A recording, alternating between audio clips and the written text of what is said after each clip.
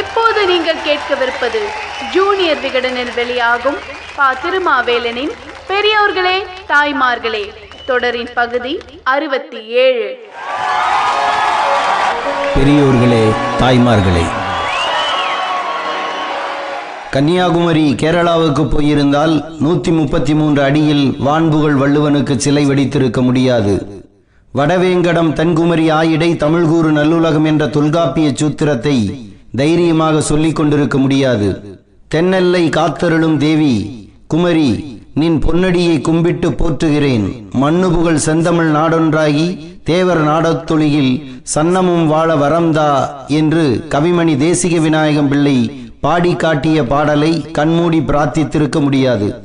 இயற்கை பேரழிவால் குமரி கண்டம் அழிந்ததைப் போல செயற்கை பேரழிவால் தென்குமரி எல்லை தமிழ்நாட்டுடன் இல்லாமல் கேரளாவுக்கு போய்விடக்கூடாது என்று பல்லாயிரக்கணக்கான தமிழர்கள் அரை நூற்றாண்டு காலம் போராடியதன் விளைவுதான் கன்னியாகுமரி மாவட்டம் இப்போது நம்மோடு இருப்பது.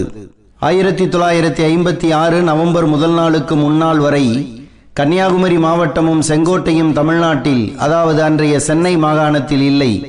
இவை அன்றைய திருவிதாங்கூர் சமஸ்தானத்தில் இருந்தன.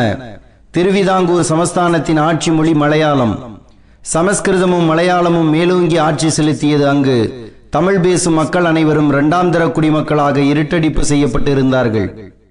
கல்குளம், விளவங்கோடு, தோவாளை, அகஸ்தீஸ்வரம், செங்கோட்டை, பீர்மேடு, தேவிகுளம் ஆகிய தாலுகாக்களின் மலையாள மொழியினரை விட தமிழ் பேசுபவர்களே பெரும்பான்மையினராக இருந்தார்கள். இவர்கள் கவனத்தில் கொள்ளப்படவே இல்லை. அமைதியாய் சகித்து கொண்டு வாழ பழகியிருந்தான் தமிழன்.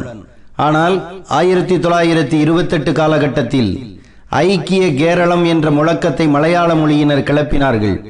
அதாவது மலபார், கொச்சி, திருவிதாங்கூர் ஆகிய பகுதிகளை இணைத்து ஐக்கிய கேரளம் உருவாக்க வேண்டும் என்பதுதான் அவர்களது இலக்கு.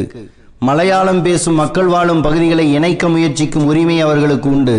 ஆனால் தமிழர்கள் பெரும்பான்மை வாழும் இன்றைய கன்னியாகுமரி மாவட்ட பகுதிகளையும் செங்கோட்டையையும் ஐக்கிய கேரளம் என்று சொன்னதுதான் சிக்கலின் தொடக்கம். ஐக்கிய கேரளத்துடன் தங்களை இணைப்பதை அங்கிருந்த தமிழ் மக்கள் கடுமையாக எதிர்த்தனர். ஐக்கிய கேரளம் என்ற முழக்கம் உருவான போதே தமிழர் விடுதலை காங்கிரஸ் என்ற அமைப்பும் உருவாகிவிட்டது. நெய்யூர் குஞ்சன், ஏ பொன்னம்பலனார், மா காளிமுத்து போன்றவர்கள் இதை தொடங்கினார்கள். சிலம்பு, வர்மக்கலையை தமிழ் மக்களுக்கு கற்றுக் கொடுத்து இவர்கள் போராட தூண்டினார்கள். அடித்தால் திருப்பீடு என்று கற்றுக் கொடுத்த அப்பாவு ஆசான் தமிழர் கட்சியை உருவாக்கினார்.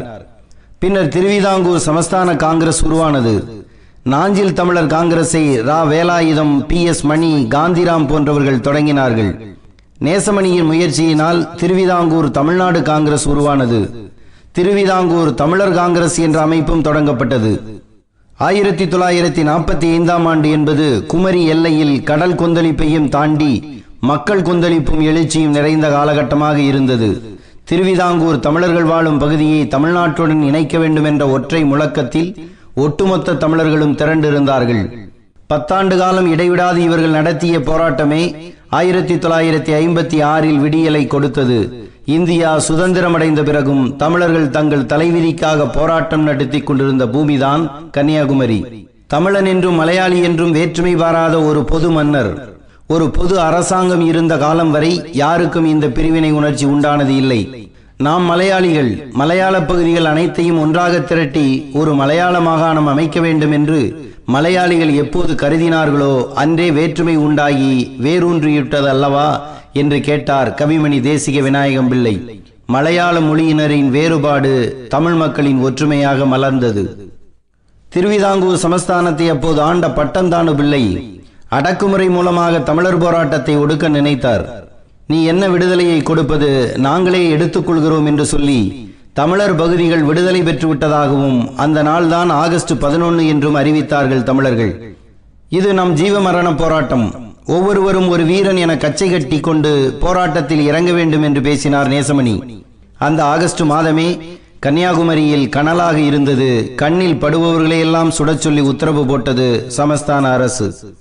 தொடுவெட்டி என்ற இடத்தில் 10,000 பேர் கலந்து கொண்ட பேரணியை விபரீதமாக கலைக்க நினைத்தார்கள் காவலர்கள். தடியடியில் இறங்கினார்கள். எதிர் தாக்குதலில் இறங்கினார்கள் மக்கள். இதை பார்த்த தொடுவெட்டி அரசினர் பள்ளி மாணவர்கள் காவல்துறை மீது கல்லெறிய ஆரம்பித்தார்கள். பள்ளிக்குள் புகுந்தது போலீஸ். பள்ளியில் இருந்து வெளியேறிய மாணவர்கள் சாலையில் பொதுமக்களோடு சேர்ந்தார்கள். இனி லத்தியால் முடியாது என்று துப்பாக்கியை எடுத்தது காவல்துறை. அந்த இடத்திலேயே 9 உயிர்கள் பறிக்கப்பட்டது. கிள்ளியூர் எம் முத்துசாமி நாயகம், புதுக்கடை என் குமரன், தேங்காய்பட்டினம் ஏ பீர் முகமது அம்சி, வண்ணான்விளை அருளப்பன், ஆற்றூர் பொன்னையன், புதுக்கடை செல்லப்பா, மோகன்விளை ராமையன், மார்த்தாண்டம் ஸ்ரீ பப்பு பணிக்கர், தக்கலை பாலையன் ஆகிய 9 உயிர்களால் இணைந்ததுதான் இன்றைய கன்னியாகுமரி மாவட்டம். அவரவருக்கான உரிமையை அவரவரே போராடி பெற வேண்டும் என்ற அடிப்படையில் தென் திருவிதாங்கூர் வாழ் தமிழர்களே இயக்கம் கட்டி போராடினார்கள். அவர்களுக்கு முழு ஆதரவுடன் இருந்தது மாப்போசியின் தமிழரசு கழகம். இந்த போராட்டத்தை அன்றைய திராவிடர் கழகமும் திராவிட முன்னேற்ற கழகமும் சரியாக அடையாளம் காணவில்லை. அப்போது திராவிட நாடு தனியாக பிரிய வேண்டும் என்ற கோரிக்கையில் போராடி கொண்டு இருந்தன கழகங்கள். விளவங்கோடும் அகஸ்தீஸ்வரமும் திராவிட நாட்டுக்குள் தானே வருகிறது என்று இவர்கள் நினைத்தார்கள். தேவிகுலத்தையும் பீர்மேட்டையும் தமிழ்நாட்டுடன் சேர்க்க வேண்டும் என்று காமராஜரிடம் தான் கேட்டதாகவும், குளமாவது மேடாவது இரண்டுமே இந்தியாவுக்குள் தானே இருக்கப் போகிறது என்று அவர் பதிலடி சொன்னதாகவும் பெரியவர் PS மணி பேட்டி அளித்துள்ளார். குளமாவது மேடாவது என்று அன்றே தினமணி AN சிவராமன் கண்டித்து தலையங்கம் தீட்டியுள்ளார். இதைத் தொடர்ந்து காமராஜர் பயணம் செய்த இருந்த ரயிலை தமிழரசு கழகத்தினர் மறித்து அதற்காக கைது செய்யப்பட்டனர். பச்சை தமிழர் காமராஜர் ஆட்சிக்கு எதிரான சதியாக இதை பார்த்தார் பெரியார். மாப்போசியை ராஜாஜியின் சிஷ்யராக பார்த்தார் அவர். வருங்கால சுதந்திர இந்தியாவில் சுதந்திர தமிழரசு அமைந்தே தீர வேண்டும் என்று மாப்போசியும், இந்தியாவுக்கு வெளியே திராவிட நாடு அமைத்தே தீர வேண்டும் என்று திராவிட இயக்கமும் வேறுபட்ட முடிவில் இருந்ததால் ஒன்றுபட்டு போராட இயலவில்லை.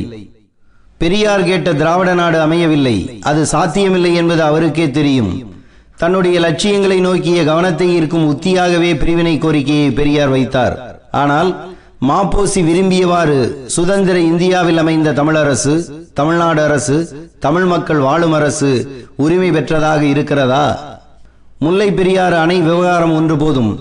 150 ஆண்டுகளுக்கு முன் தென் தமிழகத்தின் மனித கடவுளாக வலம் வந்த பென்னிகுக் கட்டிய முல்லை பெரியாறு அணையின் நீர்மட்டத்தை 152 அடியாக உயர்த்துவதற்கு 30 ஆண்டுகளாக போராடி கொண்டிருக்கிறோம்.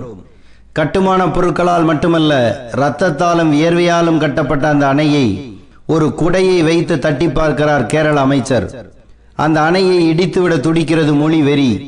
அகில இந்திய கட்சி நடத்துபவர்கள் எல்லாம் பல் சட்டை மாற்றுவது போல தமிழ்நாட்டுக்கு ஒரு நாக்கு, கேரளாவுக்கு ஒரு நாக்கை மாட்டிக்கொண்டு அலைகிறார்கள்.